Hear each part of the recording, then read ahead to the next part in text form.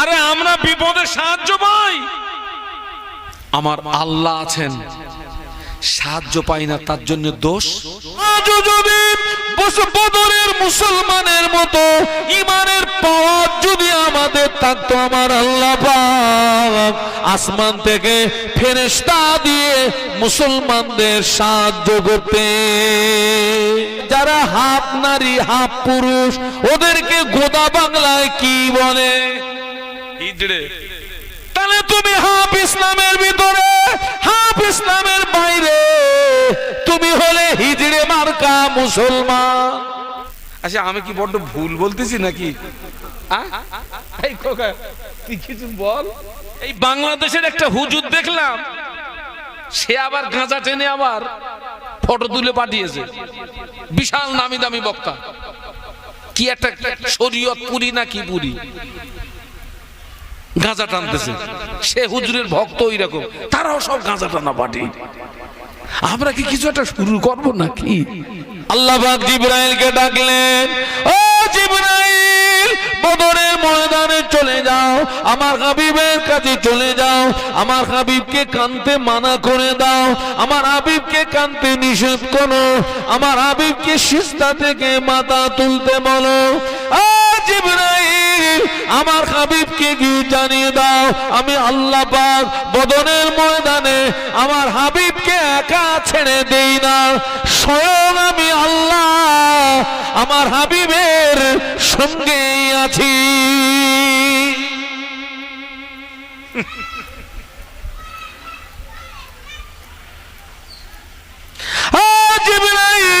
আমার হাবিবকে গিয়ে শুনিয়ে দাও, আমার হাবিবকে গিয়ে বলে দাও, আমি আল্লাহ পাক বদরের ময়দানে জয়ের ঝান্ডাটা আমার হাবিবের হাতে তুলে দিয়েছি। একটু জোরে বলেন না, একটু মহব্বতে বলেন না।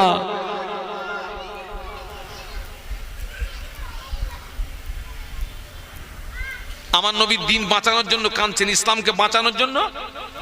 আর আমরা কি করছি? আমরা কি করছি?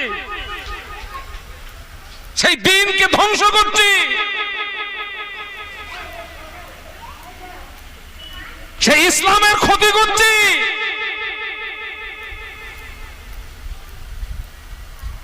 শুধু মাথায় টুপি দিয়ে ধূপধাপ দুটো সেজদা মারলে জান্নাত। ফেস দেখছি একরকম, ফেস দেখছি আল্লাহর ওলি, সঙ্গে মিশে দেখছি পাক্কা ইবলিস। সামনেটা একরকম, ভিতরটা কথা বলেন কথা বলেন, ওরে সর্বনাশ। সামনে দেখছি পুরো মনে হচ্ছে চার তরিকার পীর, ভিতরটা দেখছি পাক্কা ইবলিস। ইবলিসও মাঝে মাঝে আশ্চর্য হয়, আল্লাহ এরকম মাল থাকতে আমাকে ইবলিস বানিয়েছে কেন? ইবলিসও আশ্চর্য হয়। আমি আজকে 30 বছর হজ করছি, 30 বছর। আমি তো কালকের ছেলে, আমি রাত জেগে বুড়ো হয়ে গেছি। আল্লাহ দুটো চামড়ার চোখে অনেক কিছু দেখিয়েছেন, অনেক কিছু দেখিয়েছেন আল্লাহ।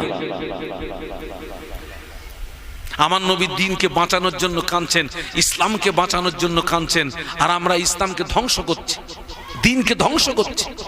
সবাই না, এক শ্রেণী।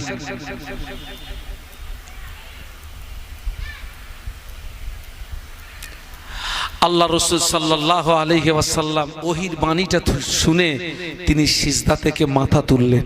একটু সুবহানাল্লাহ বলুন। কিন্তু রাসূলুল্লাহর মেজাজটা খুব জালালি মেজাজ। জালালি মানে না, রাগান্বিত।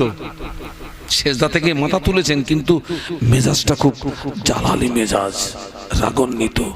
রাসূলুল্লাহ সিজদা থেকে মাথা তুলে বদরের ময়দানের এক মুষ্ঠ বালু নিয়েছেন, বালু নিয়ে একটা দোয়া পড়লেন, 1000 কাফেরের দিকে নিক্ষেপ করলেন। হাদিস শরীফে এসেছে রাসূলুল্লাহর হাতের ওই এক মুষ্ঠ ধুলো আর বালু আমার আল্লাহ 1000 কাফেরের চোখের ভিতরে এবং কানের ভিতরে আল্লাহ পৌঁছে দিয়েছিলেন। জোরে বলতে পারলেন না? সাহায্য করছেন কে? একটু জোরে বলেন। এটা হচ্ছে বদরের ময়দানে সর্বপ্রথম সাহায্য।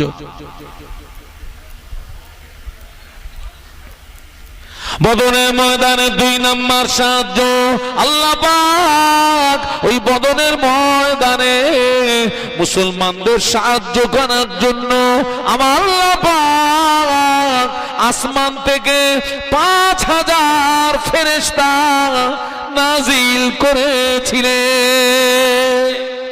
জোরে বলতে পারলেন না? কহাজার? আমার বিশ্বাস হয় না এখন টোটাল আমাদের গ্রামে ফেরেশতা ঢোকে বলে। আপনি বলবেন হুজুর ফেরেশতা যদি না ঢোকে আমার দাদু মরল কি করে, আমার মা মরল কি করে, আমার বাপ মরল কি করে? ও ফেরেশতা আলাদা ফেরেশতা। টাইম হয়ে গেলে তুমি যেখানেই থাকো রেহাই নেই। আমি যে ফেরেশতার কথা বলছি রহমতের ফেরেশতা। কাঁচা পেঁয়াজ খেয়ে মসজিদে যেতে আছে কথা বললে না কেন? গালে দুর্গন্ধ হলে কি হবে? পাশের নামাজির কষ্ট হবে, অসুবিধা হবে, আর ফেরেশতারা কষ্ট পায় দুর্গন্ধে। কাঁচা পেঁয়াজের গন্ধে যদি ওই হয়, পুরো জামাত করে গাঁজা টানতেছে, গাঁজা ভাটা চিমনের মতন ধোঁয়া উঠতেছে, ফেরেশতা নামবে কোথা দিয়ে? আপনাদের এলাকায় মনে হয় গাঁজা টানা পার্টি নেই? আছে গাঁজা টানা মাল, পুরো ভাটা চিমনের মতন ধোঁয়া ওড়াচ্ছে। এই বাংলাদেশের একটা হুজুর দেখলাম, সে আবার গাঁজা টেনে আবার ফটো তুলে পাঠিয়েছে, বিশাল নামি দামি বক্তা, কি একটা শরীয়ত পুরি না কি পুরি, গাঁজা টানতেছে। সে হুজুরের ভক্ত ওই রকম, তারাও সব গাঁজা টানা পার্টি। আমরা কি কিছু একটা শুরু করব নাকি? শরীয়ত পুরি।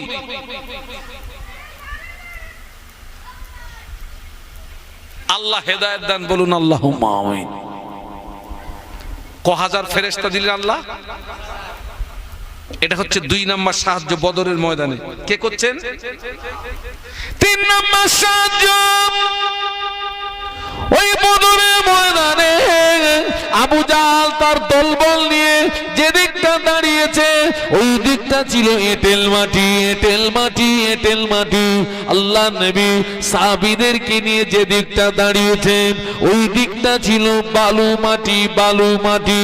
এই জায়গাতে যুদ্ধ করতে সুবিধা হবে আবু জাহালের দলবলের, কারণ এঁটেল মাটি মনে টাইট মাটি, টাইট মাটি, বালু মাটি মনে সাহাবীদের পা ডেবে যাচ্ছে, সোয়ারীদের পা গুলো ডেবে যাচ্ছে, সাহাবীদের যুদ্ধ করতে অসুবিধা হবে। ও আমার আল্লাহ পাক মুসলমানদের সাহায্য করার জন্য 17ই রমজান আমার আল্লাহ পাক বদরের ময়দানে আসমান থেকে রহমতের পানি বর্ষণ করে আমার আল্লাহ বিশ্বনবী এবং তার সাহাবীদের পায়ের নিচের মাটি আমার আল্লাহ পাক মজবুত করে দিয়েছিলেন। বালুতে পানি পড়লে টাইট হয়ে যায়, এঁটেল মাটিতে পানি পড়লে স্লিপি হয়ে যায়। সুবহানাল্লাহ বলবেন, মহব্বতে বলা যাবে। কে সাহায্য করছেন? সে আল্লাহ আছে না মরে গেছে? আছে। তা আছে যদি আমরা সাহায্য পাইনি কেন?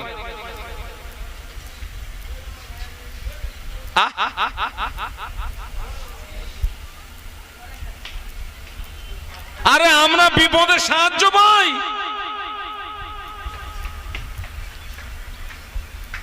আমার আল্লাহ আছেন, সাহায্য পাই না তার জন্য দোষ। আজও যদি বদরের মুসলমানের মতো ঈমান যদি আমাদের থাকতো, আজও যদি বদরের মুসলমানের মতো ঈমানের পাওয়ার যদি আমাদের থাকতো, আমার আল্লাহ পাক আসমান থেকে ফেরেশতা দিয়ে মুসলমানদের সাহায্য করতে। একটু জোরে বলুন। এই যে কবরবাসীদের উদ্দেশ্যে মাহফিল দিয়েছেন বাবা, এখানে যখন দোয়া হবে তো আখেরি দোয়া হবে তো মৃত্যু ব্যক্তিদের রুহে রুহে রুহে রুহে রুহে রুহে এখান থেকে ইসালে সব করা হবে। ইসালে সবের বাংলা মানে হচ্ছে নেকি পৌঁছানো, নেকি পৌঁছানো, নেকি পৌঁছানো। ইসালে সবের বাংলা মানে আমাদের এই যে আমরা এখান থেকে ইসালে সব করব, মৃত্যু ব্যক্তিদের রুহে যে আমরা সব পৌঁছাবো, আমাদের এই সব, আমাদের এই পাঠিত সবে সব কবরবাসীরা কিন্তু কবরে উপকৃত হয় না বাবা। কথা শুনছেন নাকি? একদল কবরবাসী আমাদের পাঠিত সবে কবরে উপকৃত হয়, আত্মায় শান্তি পায়। আর একদল কবরবাসী কিছু পায় না, হাহুতাশ করে, রোনাজারি করে, কান্নাকাটি করে, কিচ্ছু পায় না তারা। আপনাদের মনে একটা প্রশ্ন এসে গেছে, হুজুর আমাদের পাঠিত সবে কোন কবরবাসীরা উপকৃত হয়, কোন কবরবাসীরা উপকৃত হয় না? আল্লাহ পাক জানে আমার বান্দা অন্যায় করবে, গুনাহ করবে, অপরাধ করবে। আল্লাহ পাক বলে, বান্দারে, ও আমার বান্দা, তুই অন্যায় করার পরে, অপরাধ করার পরে, গুনাহ করার পরে তুই আমার কাছে এভাবে দোয়া চাইবি, আল্লাহুম্মা গফির লানা, হে আল্লাহ তুমি আমাকে ক্ষমা করো, ওয়ালি ইখওয়ানিনাল্লাযীনা সাবাকুনা বিল ঈমান, এবং আমার ওই সমস্ত ভাই দিগকে ক্ষমা করো যারা ঈমান নিয়ে কবরে, বলুন সুবহানাল্লাহ, ওই কবরবাসীরা আমাদের পাঠিত সবে উপকৃত হয়। যারা ঈমান নিয়ে কবরে চলে গিয়েছেন ওনারা পাঠিত সবে কবরে উপকৃত হয়। যারা ঈমান হারিয়ে কবরে, ওদের কবরে যদি উহুদ পাহাড় সমান নেকি ঠেলে দেন কোনো কাজ হবে না। আমার কথা বুঝতে পারলেন নাকি? আমাদের পাঠিত সবে কোন কবরবাসীর উপকৃত হয়? যে ঈমান নিয়ে গিয়েছে, ওই সেই বদরের ময়দানের ঈমান, এই সেই ঈমান।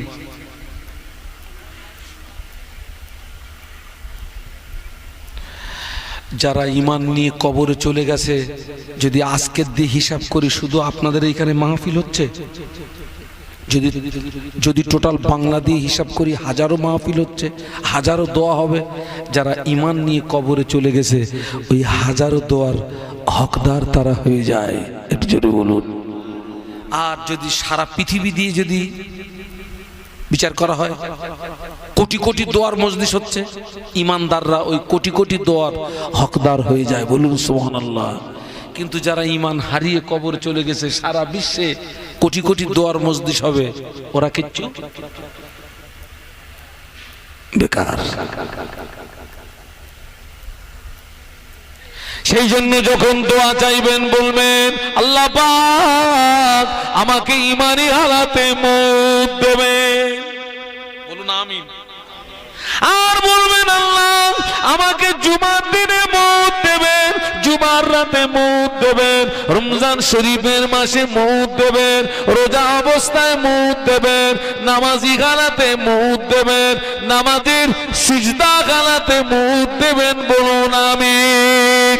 ও আমার মায়েরা, ঈমানি গালাতে জুমার দিন অথবা জুমার রাতে যদি মওত নসিব হয়, আমার আল্লাহ পাক ওই বান্দা বান্দীদিগকে আমার আল্লাহ পাক শাহাদাতের মর্যাদা দান করে।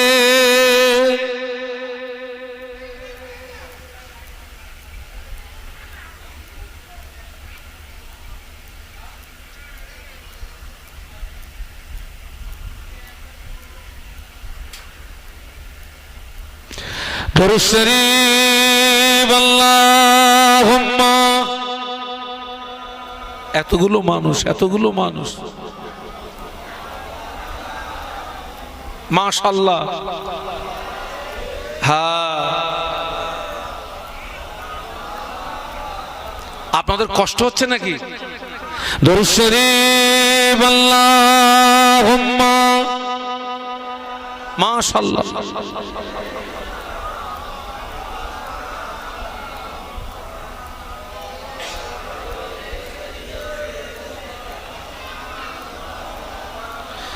मेरे आंखों के पुतली में जलवा मोहम्मद का, मेरे दिल के आईने में नक्शा है मोहम्मद का। सल्लल्लाहु कोई जन्नत में जाएगा, कोई दोज़ख में पहुंचेगा।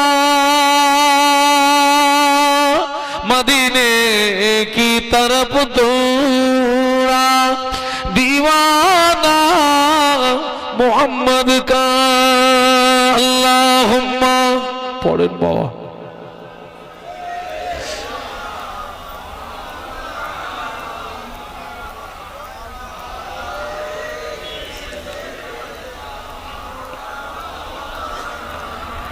একটু কলেমার জিকির লা ইলাহা ইল্লাল্লাহ, জবান খুলে জবান খুলে লা ইলাহা ইল্লাল্লাহ মুহাম্মাদুর রাসূলুল্লাহ, বলো লা ইলাহা ইল্লাল্লাহ। মাশাআল্লাহ। মুহাম্মাদুর রাসূলুল্লাহ, আল্লাহুম্মা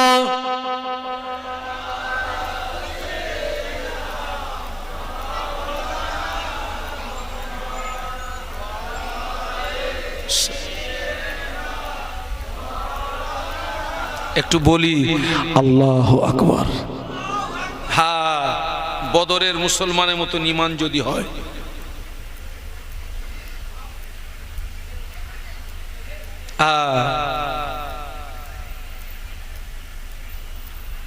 আল্লাহ নবী ১৫০০ বছর আগে নূরের জবানে বলেছিলেন, ইসবিউর রাজুলু মুমিনান ওয়া ইমসি কাফিরান ওয়া ইমসি মুমিনান ওয়া ইসবিউ কাফিরান। আল্লাহ নবী বললেন, ও আমার সাহাবীরা, আখির জামানা আমার একদল উম্মতি সকালবেলা ঈমান আনবে, সন্ধ্যাবেলা কাফের হয়ে যাবে, আবার সন্ধ্যাবেলা ঈমান আনবে, সকালবেলা কাফের হয়ে যাবে। আল্লাহ নবী বলেছিলেন, ও আমার সাহাবীরা, আমি আল্লাহ নবী বলছি, আখির জামানায় হাতে তালুতে আগুন রাখা যত না কষ্ট হবে, আমি আল্লাহ নবী বলছি তার চেয়ে আরো বেশি কষ্ট হবে ঈমান নিয়ে বেঁচে থাকা, ঈমান নিয়ে বেঁচে থাকা, ঈমান নিয়ে বেঁচে থাকা। ঈমান যদি ঠিক থাকে, নামাজের দাম আছে, রোজার দাম আছে, হজের দাম আছে, দান সদকার দাম আছে। ঈমান যদি ঠিক না থাকে, তোর আমলের মূল্য নাই। ঈমান ঠিক না থাকলে কিসের মূল্য নেই? জোরে বলুন, জোরে বলুন। আমলের মূল্য নেই। ও তুমি পাহাড় সমান আমল করো না, কি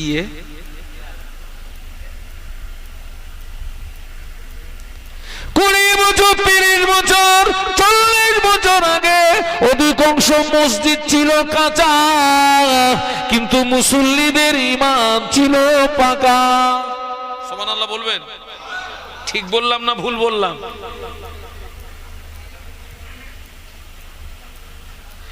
20 বছর 30 বছর 40 বছর আগে অধিকাংশ মসজিদ ছিল কাঁচা, কিন্তু মুসল্লিদের ঈমান ছিল পাকা।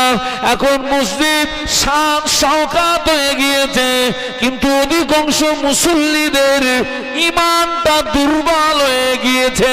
আমার মুজাদ্দিদুজ্জামান যে মসজিদে আল্লাহকে ডেকে ডেকে ডেকে ডেকে আল্লাহর ওলি হয়েছিলেন, মুজাদ্দিদিয়াতের লাকাব পেয়েছিলেন, ওই মসজিদটা পাকা না কাঁচা? ফুরফুরার জমিনে কটা মাটির মসজিদ? কোথায়? একটা দাদা হুজুরের, আর একটা মাটির মসজিদে মুজাদ্দিদুজ্জামান আল্লাহকে ডেকে ডেকে ডেকে ডেকে আল্লাহর ওলি হয়ে গেলেন, মুজাদ্দিদিয়াতে লাকাব পেয়ে গেলেন। আমরা মসজিদে এসি লাগিয়ে আল্লাহ পাওয়া যায় না।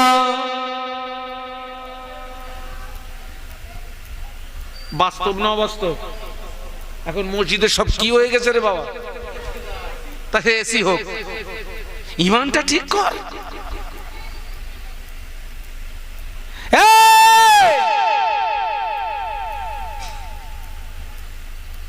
তোর ইমানটা ঠিক কর।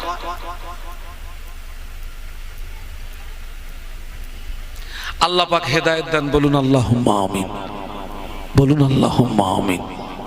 ওই বদরের ময়দান আল্লাহ ওই 313 হাতেই জয়ের ঝান্ডা তুলে দিয়েছিলেন, যেটা বলুন বাবা। বদরের ময়দানে, বদরের যুদ্ধে মুসলমানদের ভিতরে, সাহাবীদের ভিতরে শহীদ হয়েছিলেন কতজন? কত কত? 14 জন। এই 14 জন সাহাবী যদি জীবন না দিতেন, ইসলাম পেতাম না। মাহফিল, জোরে বলুন, মসজিদ, মাদ্রাসা,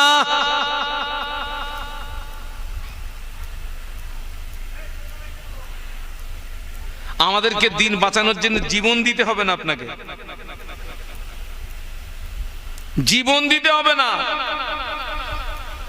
আল্লাহ পাক কোরআন শরীফের ভিতরে বললেন, ইয়া আইয়ুহাল্লাযীনা আমানু উদখুলু ফিস-সিলমি কাফা ওয়া লা তাত্তাবিউ খুতুওয়াতিশ শাইতান ইন্নাহু লাকুম আদুউম মুবিন।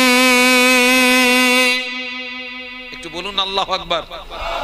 আল্লাহ বললেন, হে বিশ্বের ইমানদার সম্প্রদায়, তোমরা ইসলামের ভিতরে পরিপূর্ণ প্রবেশ করো। ওয়ালা তাত্তাবিউ খুতুওয়াতিশ শাইতান, তোমরা শয়তানের ইতাআত করো না। ইন্নাহু লাকুম আদুউম মুবিন, কেননা শয়তান হলো মানুষের জন্য প্রকাশ্য দুশমন। আমার দিকে তাকান, আমার দিকে তাকান। আল্লাহ আমাদেরকে ইসলামের ভিতরে ঢুকতে বলেছে কতটা? পরিপূর্ণ। বেয়াদবি ক্ষমা চেয়ে জিজ্ঞাসা করছি, আমাকে যেন ভুল বুঝবেন না ভাই। এটা মুহররম মাস, 12 মাসে 1 বছর, 12 মাসে মুসলমানরা বৎসরের শুরু ধরবে বৈশাখ মাস না মুহররম মাস? ধরি কোনটা, লাপাই কোনটায়?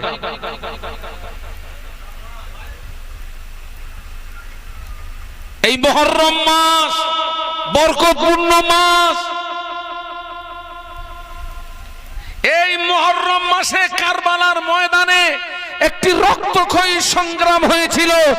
নবী পরিবারের শ্রেষ্ঠ বুজুর্গ ইমাম হোসেন রাদিয়াল্লাহু আনহুকে জীবন দিতে হয়েছিল। তার কারণ, তিনি ন্যায়কে প্রতিষ্ঠিত করতে গিয়ে অন্যায়ের কাছে তিনি মাথা নত করেননি, বাতিলের কাছে তিনি মাথা নত করেননি।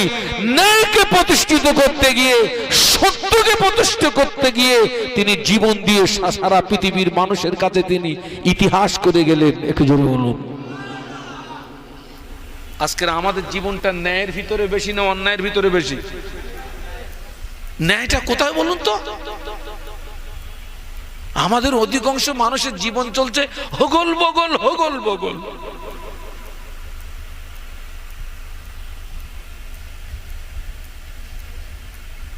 আল্লাহ বললেন ইসলামের ভিতরে পরিপূর্ণ ঢোকো। একটা লোক নামাজ পড়ছে, ওই লোকটা ইসলামের ভিতরে আছে। রোজা রাখছে, ইসলামের ভিতরে আছে। হজ করেছে, ইসলামের ভিতরে আছে। যাকাত দিচ্ছে, ইসলামের ভিতরে আছে। আব্বা আম্মার সেবা যত্ন করছে, ইসলামের ভিতরে আছে। প্রতিবেশীর হক আদায় করছে, ইসলামের ভিতরে আছে। কিন্তু দেখতে পাওয়া যায় ওই লোকটা নামাজ পড়ছে, আবার গোপনে গোপনে লটারির টিকিট কাটছে। এরম এদিকে হয় টয়? ওটা কি ইসলামের ভিতরে না বাইরে? জোরে বলুন। এদিকে নামাজ পড়ছে, আমার গোপনে গোপনে জমি বন্ধক রাখছে, নামাজ পড়ছে, গোপনে গোপনে সুদ খাচ্ছে, ওটা কি ইসলামের ভিতরে না বাইরে? জোরে বলেন না। নামাজ পড়ছে, রোজা রাখছে, হজ করছে, আবার বুনের ফারাসটা ফাঁকি মারছে, ওটা ইসলামের ভিতরে না বাইরে? বলুন, ভিতরে না বাইরে? বাইরে। তাহলে অঙ্ক কি দাঁড়াচ্ছে? ওই লোকটা কিছুটা ইসলামের ভিতরে, কিছুটা ইসলামের, বলুন বলুন, তার মানে 50-50-50-50-50-50। এখন অঙ্ক যদি এই হয়, আমি ঘুরিয়ে বলি, যারা হাফ নারী হাফ পুরুষ, ওদেরকে গোদা বাংলায় কি বলে? হিজড়ে। তাহলে তুমি হাফ ইসলামের ভিতরে, হাফ ইসলামের বাইরে, তুমি হলে হিজড়ে মার্কা মুসলমান। হ্যাঁ, কি মার্কা?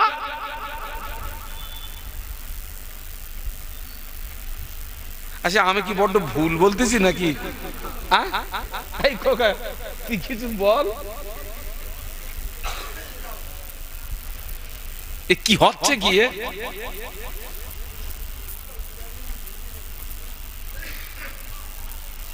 আল্লাহ হেদায়েত দেন, বলুন আল্লাহুম্মা আমিন, বলুন আল্লাহুম্মা আমিন। আমাকে যেন ভুল বুঝবেন না ভাই, আমি হাই সুগারের রোগী, ঘটকপুকুরের ব্রিজ পার হয়ে দেখি, আমিনুর, ঘটকপুকুরের ব্রিজ পার হয়ে দেখি গরম গরম জিলিপি ভাজতেছে, আমি শিগগিরই আন, কিন্তু সে খেয়ে দেখতে আল্লাহর রহমতে বেশ পাওয়ার বেড়েছে, ভালো, একদম গরম গরম,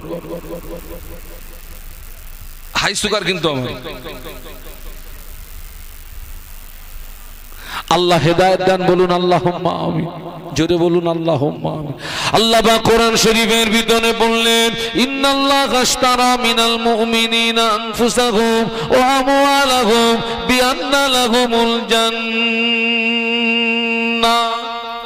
একটু বলুন আল্লাহু আকবার। আল্লাহ বললেন, নিশ্চয়ই আমি কিনে নিয়েছি, ক্রয় করে নিয়েছি, মিনাল মুমিনিনা, মুমিনদের কাছ থেকে, আনফুসাহুম, তাদের জীবনকে, ওয়া আমওয়ালাহুম, তাদের মাল সম্পদকে, বিআন্না লাহুমুল জান্নাহ, জান্নাতেরই বিনিময়। একটু সুবহানাল্লাহ বলবেন না?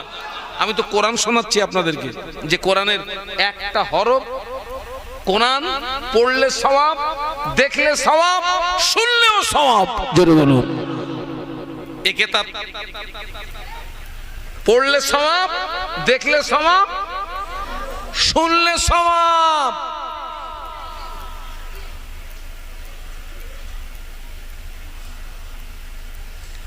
আল্লাহ বললেন, নিশ্চয়ই আমি কিনে নিয়েছি মিনাল মুমিনিনা, মুমিনদের কাছ থেকে, আনফুসাহুম, তাদের জীবনকে, ওয়া আমওয়ালাহুম, তাদের মাল সম্পদকে, বিআন্না লাহুমুল জান্নাহ, জান্নাতেরই বিনিময়। আমরা যারা মুমিন, আল্লাহ আমাদের জান মাল কিনে নিয়েছেন জান্নাতেরই বিনিময়। কিন্তু আমার একটা প্রশ্ন, আল্লাহর কি অভাব আছে নাকি? আছে? তা আল্লাহ মুমিনের জান নিয়ে কি করবেন? আল্লাহ মুমিনের মাল নিয়ে কি করবেন? আল্লাহ তো অভাব নেই।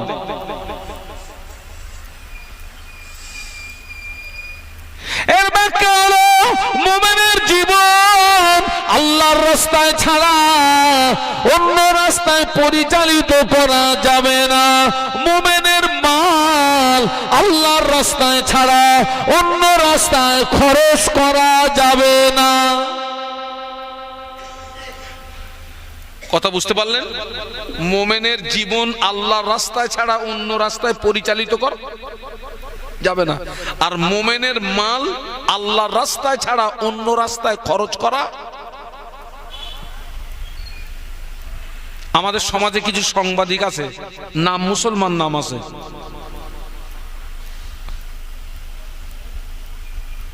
কিন্তু দেখা যাচ্ছে তার সাংবাদিকতার জীবনে ইসলামের পক্ষে তার একটা কোনো রায় দেখেনি, সব ইসলামের বিপক্ষে, মুসলমানদের বিপক্ষে, মসজিদের বিপক্ষে, মাদ্রাসার বিপক্ষে।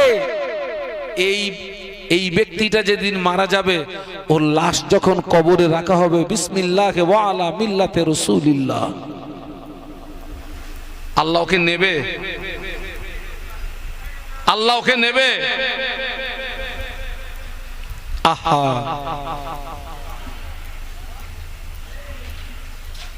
আল্লাহ হেদায়েত দান, বলুন আল্লাহুম্মা আমিন। আল্লাহ পাক কোরআন শরীফের ভিতরে বললেন, ওয়ালাকাদ জারানা লি জাহান্নামা কাসীরাম মিনাল জিন্নি ওয়াল ইনস লাহুম কুলুবুন লা ইয়াফকাহুনা বিহা ওয়া লাহুম আ'য়ুনুন লা ইবসিরুনা বিহা ওয়া লাহুম আযানুন লা ইয়াসমাউনা বিহা উলাইকা কালানাম বাল হুম আদাল উলাইকা হুমুল গাফিলুন। একটু বলুন আল্লাহু আকবার, একটু জবান খুলে বলুন আল্লাহু আকবার। যাক, যতটুকু বলেছি আল্লাহ আমাদের উভয়কে শোনা বলার চেয়ে বেশি আমল করার তৌফিক দিন, বলুন আমিন, বলুন আমিন, বলুন আমিন। ভাষাগত ভুল ত্রুটি ক্ষমা চাচ্ছি, আমার জন্য দোয়া করবেন। আমি আপনাদেরকে যতটা বলেছি আল্লাহ পাক যেন আমাকে তার চেয়ে বেশি আমল করার তৌফিক দেন। পরবর্তী বক্তা ছোট ভাই আলহাজ হযরত মাওলানা শাহনওয়াজ সাহেব, তিনি আপনাদের কাছে এসেছেন, তিনি আপনাদের কাছে আলোচনা রাখবেন। আমি যতটুকু দেখেছি ইস্তেহার, তারপরে আপনার ফুরফুরা শরীফে পীরজাদা আলহাজ মাওলানা ইসহাক সিদ্দিকী ভাইজান তিনি আসবেন এবং তিনি আপনাদেরকে নিয়ে আখেরি দোয়া মোনাজাত করবেন। আমি দেখছি, আমি তো এখানে অনেক আগে বলেছি, আমি তো বিগত কয়েক বছর আসছি আপনাদের এই মাহফিলে। আগে আসতাম, পুরো মাহফিল একদম প্যাকড আপ হয়ে যেত। কি বাবা, ঠিক বলছি না ভুল বলছি? কিন্তু সেই লোকগুলো কোথায় গেল? আচ্ছা, আল্লাহ হেদায়েত দিক। এখনো যারা আশেপাশে আছেন সব মাহফিলের ভিতরে চলে আসুন, মহব্বতের সঙ্গে দরুদ আল্লাহুম্মা